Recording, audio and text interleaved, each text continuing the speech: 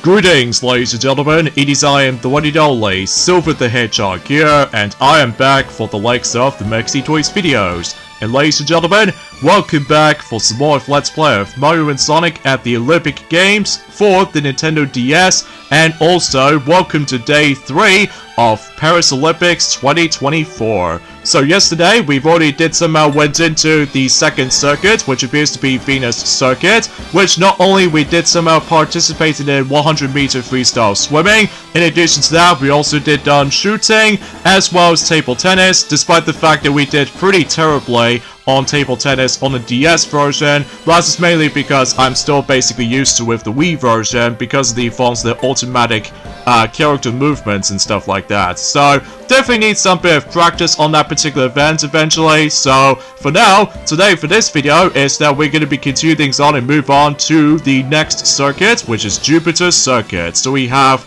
cycling, fencing, and 400 meters. So naturally, unlike the Wii version, that basically though the Wii version does not contain cycling, although as far as I'm aware, we are still doing fencing, and on top of that, 400 meters, just like the console version. So, and believe it or not though, it's about the fact that I found it was a little bit weird to able to actually encountering 400 meters event for the likes of the earliest point in the game, whilst unlike the Wii version, you do come across into that event once you manage to unlock the one of those circuits in particular, which appears to be the Comet Circuit, at least as far as I'm aware. But I digress. So as you can tell, the character choice I'm going to be using this time is Luigi. So naturally speaking now, we are almost done selecting every single characters based off from all around types. So, and the computer players wise we have this time, that's what appears to be Mario, Peach, and Vector the Crocodile. So it's almost every single Mario characters once again, except the fact that obviously though is about the fact that Vector the Crocodile is the only Sonic character that has been shown on this particular run of Jupiter Circuit. So here we go on to the first event on this circuit, and that's what appears to be cycling, or to be more specifically, pursuit. So basically though, all you have to do in this particular event right here is that thankfully though, the controls is going to be button controls. So because of that though, you have to only use the directional pad as well as the R and R button. So because of that though, self-explanatory for the most part. But keep this in mind though, is about the fact that since we're going to be able to be doing a lot of cycling around the track,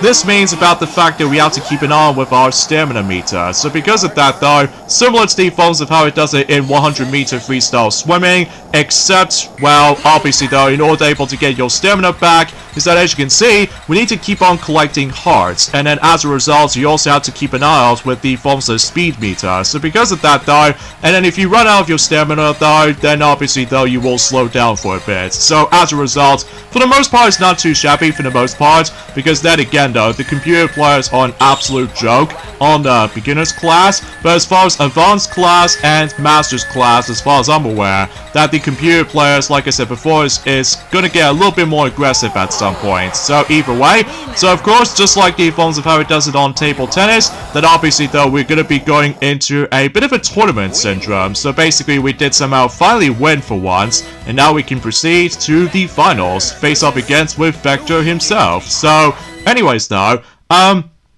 there are a few things I would like to mention about this, is about the fact that, well, today's date, of course, there is the 28th of July today, in some cases in 2024 today, and relatively speaking though, is about the fact that I'm afraid to tell you for this point, guys, is that if for those of you able to really do enjoy a lot of memories for specifically the Xbox 360, to be more specifically, if you love downloading digital games, like for example, Banjo-Kazooie, Banjo-Tooie, as well as the remastered version of Sonic CD back in the day, alongside with all the other stuff you know as well. I'm afraid to tell you is about the fact that we haven't gone long now until the Xbox 360 marketplace is about to shut down. So because of that though, although frankly though, some of the other content are basically listed on backwards compatibility for other Xbox systems, ranging from Xbox One as well as Xbox Series X, But for other stuff, specifically Sonic the Hedgehog 2006, alongside with the entire DLC of Sonic 06 on the Xbox 360 version, well, sadly to tell you is about the fact that the amount of content for that particular game in mind will be delisted, and on top of all that stuff though, there is no way you can able to actually get them anymore. Although, thankfully though, I still managed to get them just before the actual closing down services for the Xbox 360 marketplace, and on top of that, I also got the DLC as well for the PlayStation 3 version, which you probably already know about that ever since in our, Let's Play of Sonic the Hedgehog 2006. So anyway, so let's move on now to the next event, and that's what appears to be Individual Ali, which is to be more specifically fencing. So basically though, we have to use a combination of the directional pad or the 4 face buttons, if depending on what specific donated hand you're going to be using. So for instance, I'm still right-handed, so this means I can only use the directional pad, and in order to able to actually just strike the actual specific sword right here,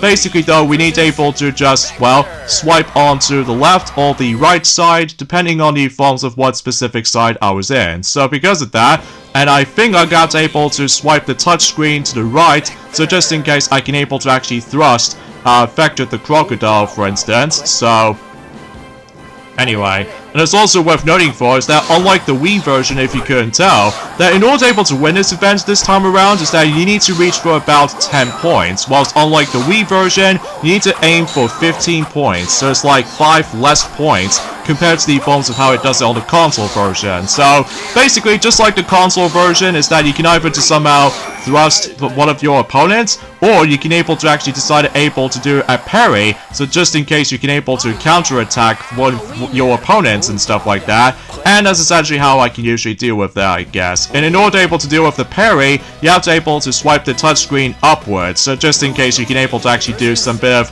crazy blocking or something. So oh, look at that. It looks like it's gonna be Luigi versus Mario after all. So because of that though, yeah, I've got nothing else to really add around here. So anyway, and it's also worth noting for as well is about the fact I do realize that recently that I've managed to find out when it comes to the forms of the Winter Olympics, as far as I'm concerned, that basically they somehow listed 2 new locations, or to be more specifically, 2 locations is going to take place in the Winter Olympics in 2030, alongside with the forms of 2034.